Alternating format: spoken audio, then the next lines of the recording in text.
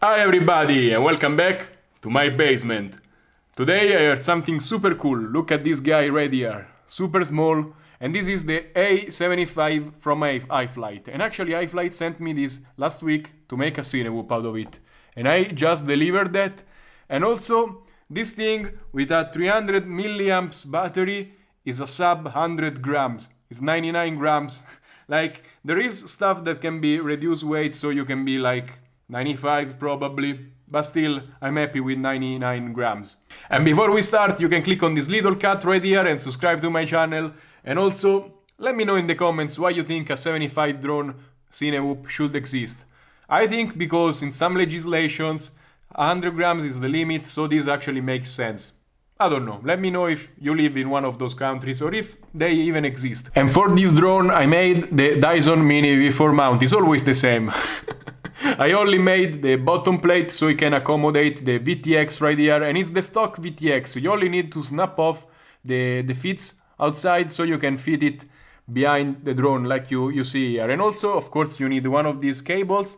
I'm gonna link them to the description so you can buy a good amount of them and you never run out for your Cinewhoop actually. And other mods I did is basically I put a dipole antenna on it to keep the weight down. Because you have to be really careful with this, because the weight gets over 100 grams really quick. Now, with the Gopro is about 70 grams, but I want to use plastic screws and a lot of that to drop even like 4 more grams. Will be much better. Because look at this thing. This is my old 3S 75mm drone, and this thing is 10 grams less than the other one. And today I wanna compare the two of them, because I feel like this one flies much better and also is a little bit more efficient, even if it's heavier.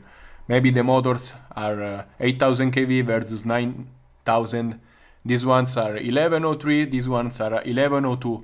So it's a nice comparison, you know? Weight versus probably torque. I don't know, let's try them. And so I will test both drones with the GoPro on them.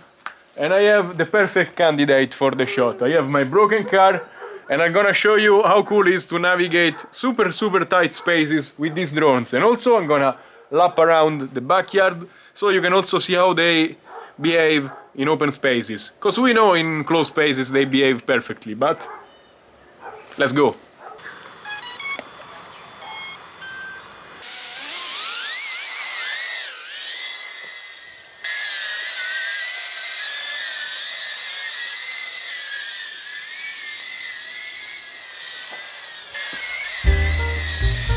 So there is a little bit of wind today, that's why it's flying this bad. The other day there was no wind.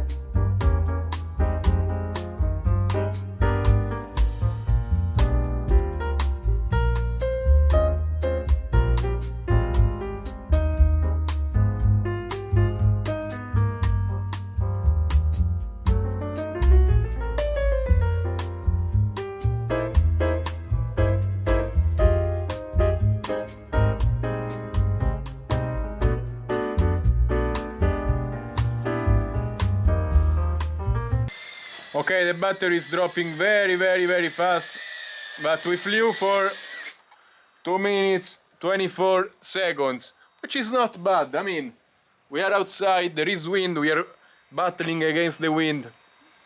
I'm satisfied with this. I mean, it's not a drone that you should use outside. This is a drone when you go inside you have to film like a wedding, places with a lot of people, and you don't want to hurt anybody. This thing is perfect because you cannot hurt people really. And I had a kid once stick a finger inside a 75mm like this, and like he just started laughing, like he didn't even cut him. So this is a drone for safety.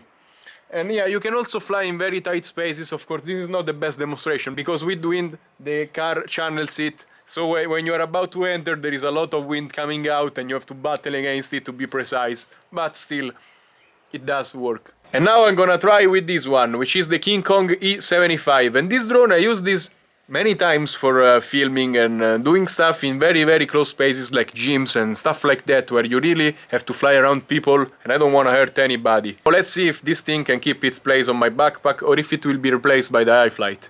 Only one way to test out.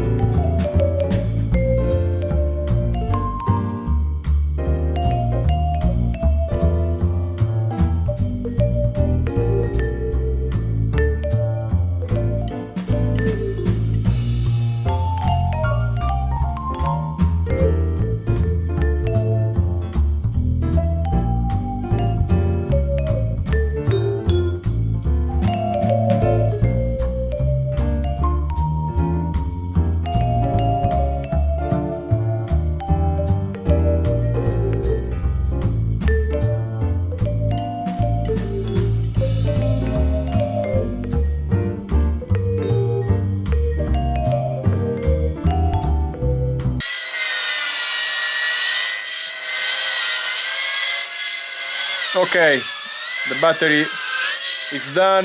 We are at 1 minute 15.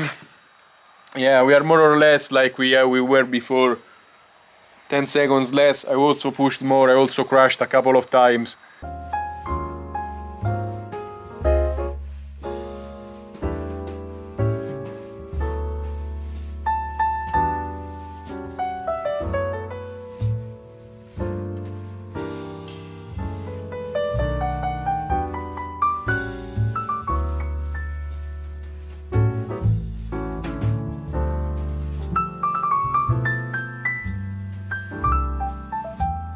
I just stabilized the two videos in ReelSteady, and I have to say this one looks a little bit better. There was a little bit of more sun, and also it feels smoother. Let me know what you think in the comments below, but I like this better. Like, this one is a little bit more powerful, of course it's 10 grams lighter, so of course it pushes more, but it's less controllable. With this one I feel like I am in control of what I'm doing, I can fly better, and it has very good control outside. Imagine inside, where this thing shines.